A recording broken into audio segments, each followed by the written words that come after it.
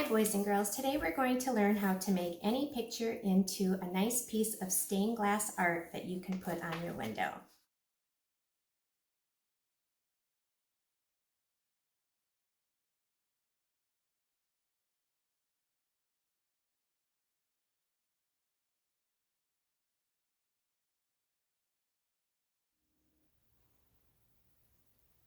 First thing you're going to do is take your white copy paper and place it on top of your black paper.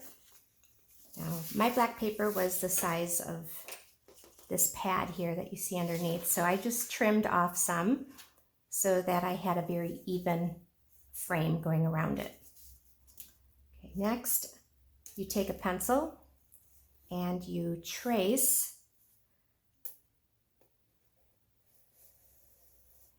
around your paper in order to make a frame.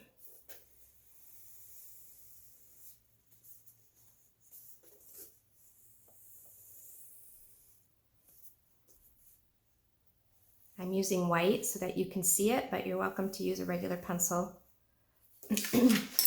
Okay, now in order to make the frame or the paper attached to the frame, we need the frame to be a little bit smaller than our piece of paper. So what you can do is just using the straight edge of your paper, you just need to go in a little bit more than what you already have there. So if I place this here, I can trace it, just go in however much you want. You don't need very much. And you go all the way around it.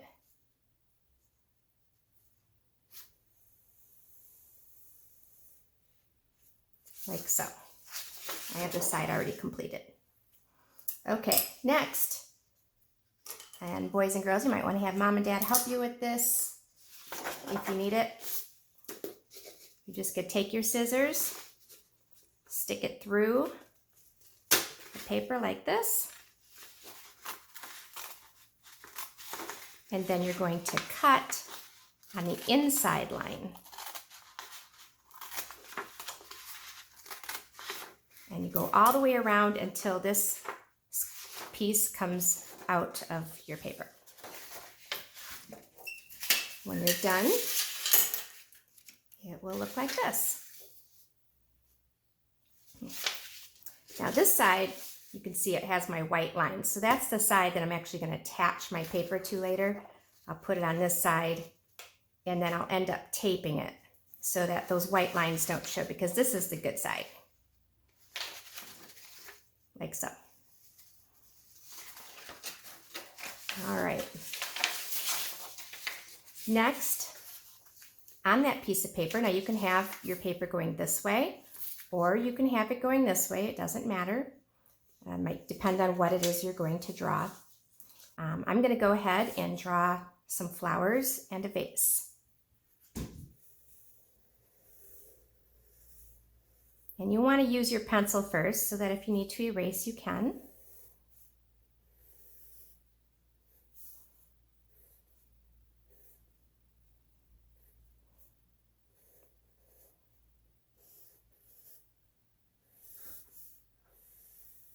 All right. Now I'm not going to keep drawing here. You guys can go ahead and finish your picture. When you are done, you are then going to trace everything with a black Sharpie. Every single line you make, trace it with the black Sharpie. Now, if you don't have a black Sharpie, later on you can use a black crayon. You don't want to start with your black crayon, and I'll show you why. Here's one I did with the Sharpie. As you can see, because it's a Sharpie, it doesn't smear. If you were to do the crayon first and then color it in, you can see how messy it got, okay? Because it smears the black crayon into the color. So if you're going to use crayon, which is perfectly fine, just do that last. Okay.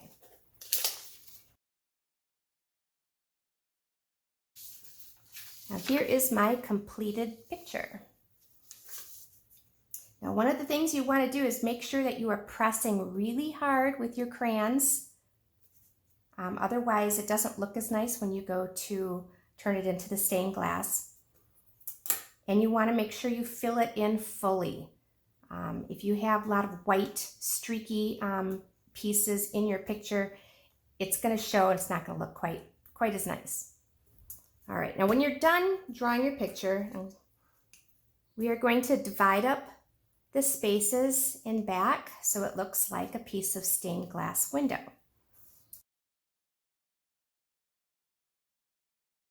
And you can do that however you want. I'm not going to divide mine up into a lot of pieces.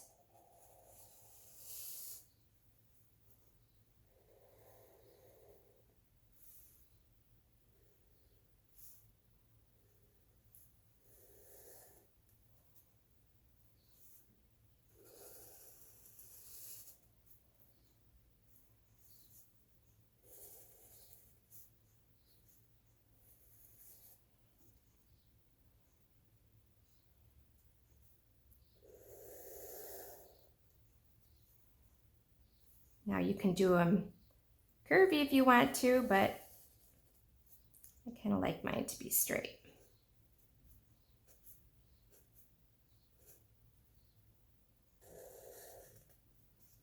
Okay, I think I'll maybe make one more here.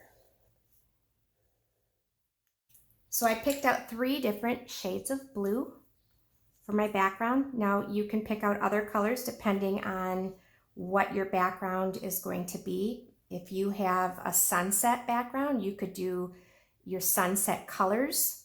The only thing you want to be careful about is choosing colors that are different than the ones you use. So here I didn't use very many blues. I have this one area here that I used that was blue, but otherwise I chose a lot of different colors.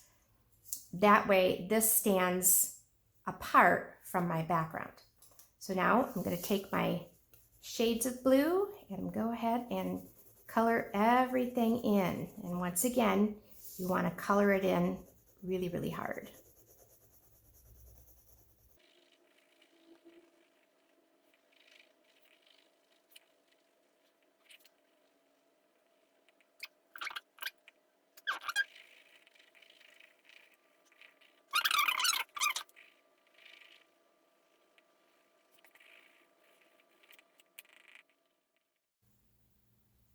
Okay, so here is my completed picture.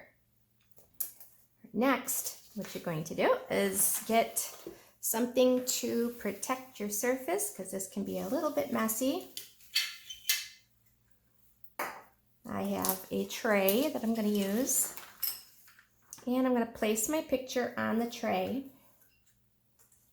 and then using your cooking spray. And if you don't have cooking spray for some reason, maybe mom's out of it, you can use a little bit of vegetable oil or something like that. Just make sure that you put it onto your paper towel first. Don't pour it on top of your paper. Okay, now I'm going to take the cooking spray and just lightly spray my picture. You don't need a whole lot. Okay, and then with your paper towel, you're just going to gently rub that around. You don't need to push hard. And I'm actually not going too close to my edges here, just because when I go to tape it, I want it to stick, and the tape won't stick if it's too oily. So I'm not going quite so close to my edges here.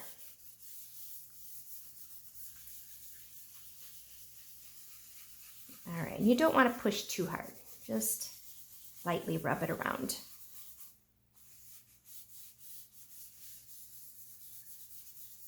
Okay. All right.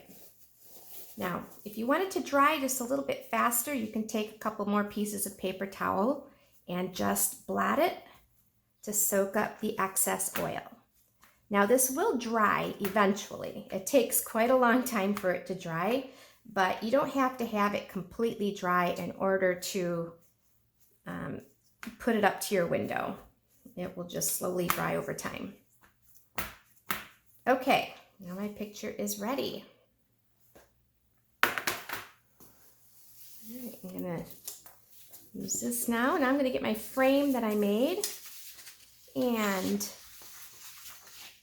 putting the side up that has my marks from drawing out, tracing out the paper when we first started. I'm gonna then turn my paper upside down like this, place it over that area, and now you can kind of see where I didn't put any oil. And then I'm going to use my tape and tape it into place.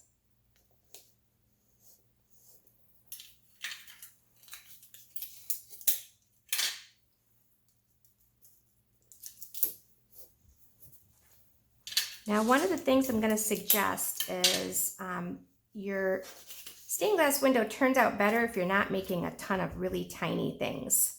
Let's say if you did a landscape and you have a person way off in the distance, really, really tiny, those things don't show up real well. So doing something that's a little larger will definitely be more noticeable. All right, now I'm going to turn this over. And there we go. We have it centered pretty good. Could have maybe moved it over just a little bit. All right, now I'm going to put it up to the window and you can see how it looks. I hope you enjoy this project. It's definitely a lot of fun, and it looks beautiful in the springtime to have things in your window. So enjoy.